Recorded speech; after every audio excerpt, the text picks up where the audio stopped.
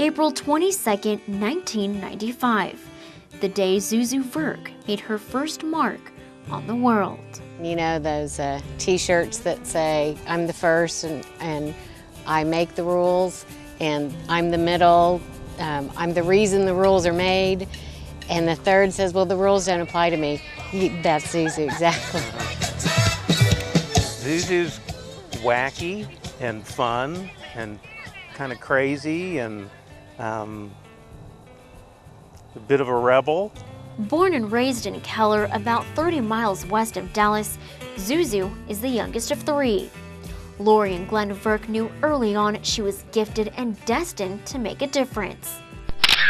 From photography to painting and singing, Zuzu did it all. But it was the outdoors that stole her heart. Zuzu was a junior in high school when two of her friends took her camping for the first time at the Davis Mountain State Park. That's when her love and passion for wildlife began.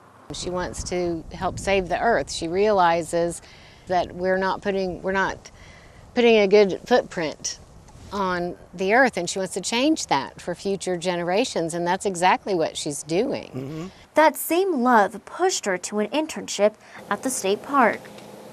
She and her dog Ponyo ended up moving to Fort Davis the summer after she graduated from high school. The internship is what led Zuzu to major in conservation biology at Sul Ross State University. She cares about the environment. She loves people. She loves. She wants to be a voice to defend those that can't defend themselves. Charlie Barrett, Philip Boyd, and Mark Black got to know Zuzu over the past year. The four of them shared several classes together.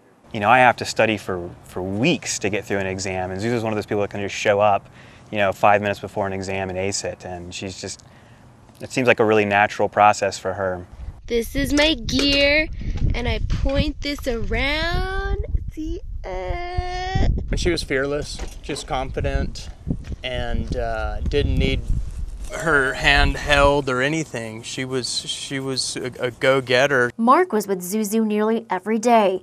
The two of them had just finished an award-winning 3-month-long research project on protecting pronghorns in the area. Her project was to keep track of these fawns that we captured and collared to track them. Zuzu's smiling face gave Mark no indication of what was to come. I feel like she has a lot of good work left to do in conservation. On Wednesday, October 12th, Zuzu had a midterm. When she didn't show up, her classmates knew something wasn't right. Little did they know, hundreds of miles away, Zuzu's parents were concerned as well. I knew something was up by Wednesday because I hadn't heard from her. She wasn't returning texts, and I was getting more and more worried. Lori says her mother's instinct kicked in after she missed a call from Zuzu the night before. She had called Tuesday evening at 5 something, and I had missed the call, and I returned her phone call at 6, and it went straight to voicemail.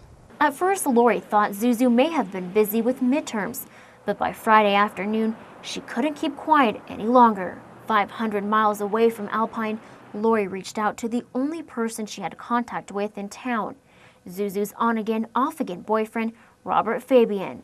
The first thing she texted Robert was if he had seen or spoken with Zuzu. His reply: he thought that she needed her space. So I don't know what that meant, but I said, well, I haven't heard from her and I'm getting worried now because by now she would answer. And I asked, could you run by and check on her for me? Robert told Lori he and his sister drove to Zuzu's house and banged on her door, but got no answer. He said that the dog was in the backyard, which we all knew was suspicious in itself because Zuzu just doesn't leave her dog in the backyard. You know, if she's going to leave the house, she's going to put the dog in a crate inside. So it was all very curious. It was at that moment that Lori says she and Robert realized Zuzu was missing. He said, this is not good. I think it's time we call the police. So I said, would you do that? Because he's in Alpine. So he called the police, and that's when we discovered that she was not at home, and she hadn't shown up for classes on Wednesday, and she hadn't shown up for work on Wednesday, and she had missed midterms, which is something she would never, ever do. With Zuzu nowhere to be found, investigators turned to Robert for answers. He was the last person to see her. And that's what he told me also, that she left his apartment at 3 a.m. But, so I can only assume that he was the last person with her. That Friday and Saturday, Lori and Robert stayed in touch, trying to figure out where Zuzu could be. But on Sunday, Lori got an unexpected phone call. On the other line was attorney Liz Rogers. I am Robert Fabian's lawyer, and Robert wants to get a message to you, but I will not allow him to speak. So I told him that I would call you to give you a message. Liz said that Robert is very distraught. And that's all she said. Just know that he's very distraught. That's the last time Robert spoke to the Verks or the police. But according to these search warrants, investigators think Robert may know where Zuzu is, and so does his downstairs neighbor, John Franco. He and his girlfriend were home the night Zuzu was last seen.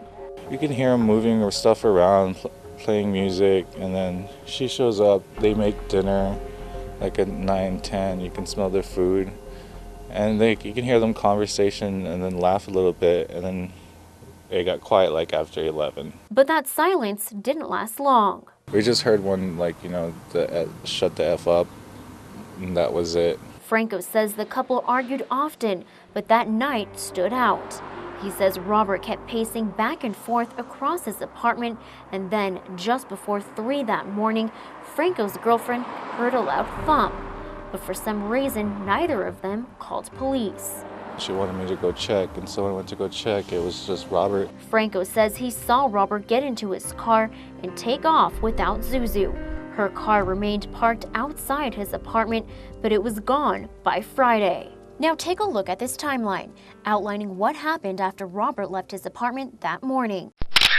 When questioned by police, he said the last time he saw Zuzu was around 3 or 4 Wednesday morning. Court documents show at 3:15 a.m., Robert attempts to call his friend Chris Estrada twice and also sent some Snapchats. But 2 hours before Robert sent those messages, Chris arrives at a young woman's house. Court documents say she described Chris as very distraught, pacing back and forth and acting nervous. She asked him if he was okay, and Chris said, "I'm fine. I did not do anything. If they interview me, I have nothing to say." He then asked the young woman if Robert could come over so they could speak privately. Another key part of the timeline, in the early morning hours, Robert's sister, Jocelyn Carrillo, wakes up her husband and asks for the keys to his truck so Robert could borrow it. And then at 6:30 a.m., Zuzu's phone shuts off. The phone company was unable to track its exact location, but Zuzu's parents say it was pinged near Robert's apartment, the opposite direction from Zuzu's house. I think you can tell from the search warrants why we are headed in a certain direction and why we are focused on our suspect. He's probably the only one that can change which direction we start looking. Everything right now points to him as a suspect. Robert's mom and sister disagree. They both have been named persons of interest along with Robert's friend, Chris Estrada. This is what Robert's mom had to say in her first and only on-camera interview. Me, my daughter, my son, love Zuzu. In this situation, it's hard. So your son didn't have anything to do with it, with Zuzu's disappearance? No, my son is innocent. Okay? He's innocent, my son. It doesn't look good for your guys' family, and there's a lot of unanswered questions as far as, like, why Robert took your husband's car. I mean, do you guys want to elaborate on why he took it so late that night? No, at this moment, okay. we just want some... Just a moment. You need to know this question. Mm-hmm. Go talk with the lawyer. Okay? Mm-hmm. Okay, please. She may be the better person to answer these questions. So we did just that. I'm sorry, I do not have any comment, and you can quote me on that. We also tried reaching out to Robert himself. For several weeks, we knocked and knocked on his door. But he's done a very good job of dodging the media. I can't describe how he's feeling because his main concern is, where is Zuzu? Yeah. A lot of people may My think that son he loves knows. Zuzu. He knows, but he doesn't know. He's asking him the same question that everybody's asking themselves. Where is Zuzu? And like my mother said, he loves her. Unlike Robert, Chris Estrada has been cooperative with investigators. Our partners at Crime Watch Daily spoke exclusively with Chris, who claims he has nothing to do with Zuzu's disappearance. No one is, vocally standing up for my side or Robert. It's just been one-sided, and everything in the news is one-sided. And people believe the news, even though it's incorrect. So we can set some of the record straight. When asked if he thinks Robert is capable of hurting Zuzu, Chris said no. I've never even seen him get mad. Other people say that they have. I never have.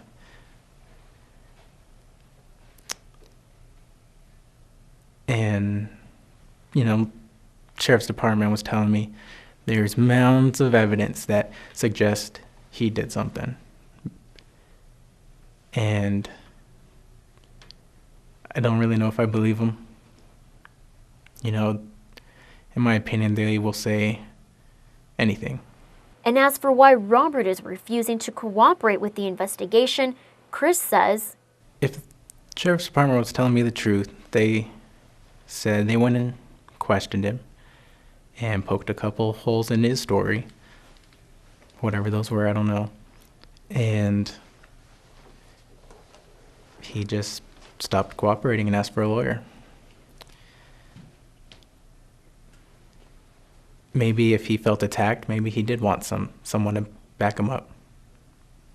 I understand that. So I think he's just looking for someone to stand up for him. Despite what Chris and Robert's family say, those closest to Zuzu believe Robert is involved somehow. About 2 weeks before she went missing, we spoke after class, and she had mentioned to me that she was interested in transferring to A&M. She had mentioned that she was, she wanted to leave, she wanted to go to another school. She did also mention that she didn't feel safe, that her tires had recently been slashed, and she had said that I don't think that Robert had slashed my tires, but he may have done it. Zuzu's friends we spoke with say it was no secret that Robert had a reputation around town for being overly jealous and aggressive. She didn't ever come to me directly and say, hey, I'm afraid of this guy or something, nothing like that, but I certainly heard that indirectly through other people. Lori and Glenn don't feel like they really got to know Robert, but confirm things got rocky 6 months into their year-long relationship. It was becoming like a 3-week interval kind of thing. So you can make your own judgment from that. I mean, are relationships that are constantly coming back together and breaking up, are those good? At this point, Robert remains the sole suspect in Zuzu's disappearance, but no arrests have been made. In the meantime, family and friends remain hopeful that their spunky, energetic, and beautiful Zuzu will be found and brought back home. Her friends ask that the next time you're in Alpine, be sure to climb the mountain behind Sol Ross in her honor.